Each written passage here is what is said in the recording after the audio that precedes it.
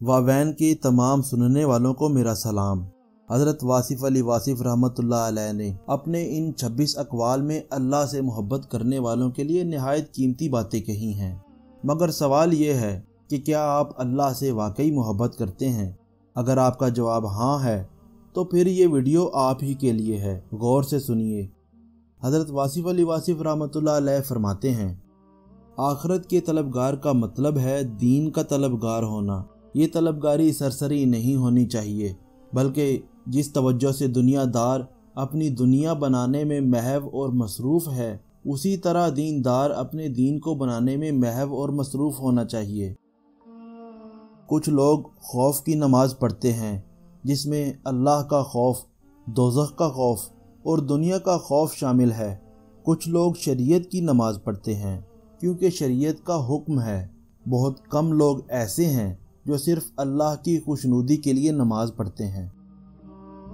جو شخص زندگی پر راضی ہے وہ اللہ پر راضی ہے اور اللہ اس پر راضی ہے۔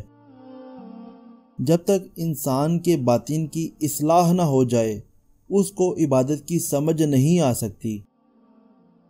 اگر آپ کے اندر خشیت اللہ یعنی خوف الہی موجود ہے تو آپ کا عمل خود بخود نیک ہو جائے گا۔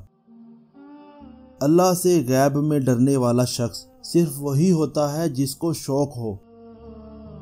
اللہ کریم کی موجودگی کا احساس ایک ایسا خوف پیدا کرتی ہے، اس قسم کا میٹھا خوف کہ کہیں ایسا نہ ہو کہ اللہ سے یہ تعلق میری غلطی سے منقطع نہ ہو جائے۔ کسی صحابی نے کوئی کتاب نہیں پڑھی بلکہ کلمہ پڑھا ہے اور حضور پاک صلی اللہ علیہ وآلہ وسلم سے محبت کی ہے اور ان کا مقام بہت بلند ہے۔ توجہ سے، پکار سے، فریاد سے اور خلوص سے اللہ کے ساتھ رابطہ قائم ہو جاتا ہے۔ اللہ کے حکم کے علاوہ آپ کو توجہ نہیں مل سکتی۔ اللہ کا حکم توجہ ہے اور توجہ کا باعث ہے۔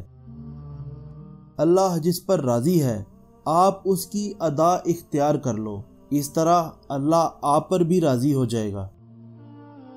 اگر آپ غم کو اللہ کا حکم سمجھ کے خاموش ہو گئے تو پھر آپ کی زندگی محفوظ ہو گئی۔ سکون قلب کسی اور چیز کا نام نہیں بلکہ اللہ کے فضل کا نام ہے، اور اللہ کا فضل جب نازل ہوتا ہے تو آپ کو سکون قلب محسوس ہوتا ہے۔ روحانیت یہ ہے کہ پہلے بے ضرر ہو جاؤ اور پھر مفید ہو جاؤ۔ کسی کو مارنا نہیں اور نقصان نہ پہنچانا بلکہ فائدہ ہی فائدہ پہنچانا۔ اللہ کا سفر ایسا ہے جس کا انجام بھی سفر ہے، آغاز بھی سفر ہے اور حاصل بھی سفر ہے۔ بدی وہ نہیں جو آپ کو ناپسند ہو بلکہ بدی وہ ہے جو اللہ کو ناپسند ہو، اور نیکی وہ نہیں جو آپ کو پسند ہو بلکہ نیکی وہ ہے جو اللہ کو پسند ہو۔ تنہائی میں اللہ سے کیے ہوئے وعدوں کو پورا کرو، گلہ نہ کرو، پھر عبادت کرو تو پوری زندگی عبادت بن جائے گی۔ ناشکری کب ہوتی ہے؟ جب اللہ کے کیے ہوئے احسان سے غلط فائدہ اٹھایا جائے۔ اپنے آپ کو دنیا سے دور کر دو تو جلد اللہ کے قریب ہو جاؤ گے۔ اگر تمہارا دوست اللہ ہے تو تم اللہ کے دوست ہو۔ انسان اگر اللہ کے ذکر سے غافل نہ ہو تو زندگی آسان ہو جاتی ہے۔ کلمہ پڑھنے اور کلمہ ماننے میں بہت فرق ہے۔ صاف نیت کے ساتھ جو عبادت ہے وہ اللہ تعالیٰ کو بہت منظور ہوتی ہے۔ یہ دعا کرو کہ یا اللہ تیری نعمتیں ہمیں تیری یاد سے غافل نہ کریں اور تیری آزمائش ہمیں تیری رحمت سے مایوس نہ کرے۔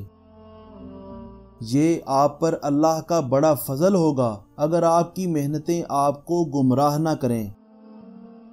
اللہ کی ذات سے جب تعلق ہو جائے تو اس تعلق میں محویت ہونی چاہیے۔ آپ کی محویت ہی آپ کے اس سفر کی ضمانت ہے۔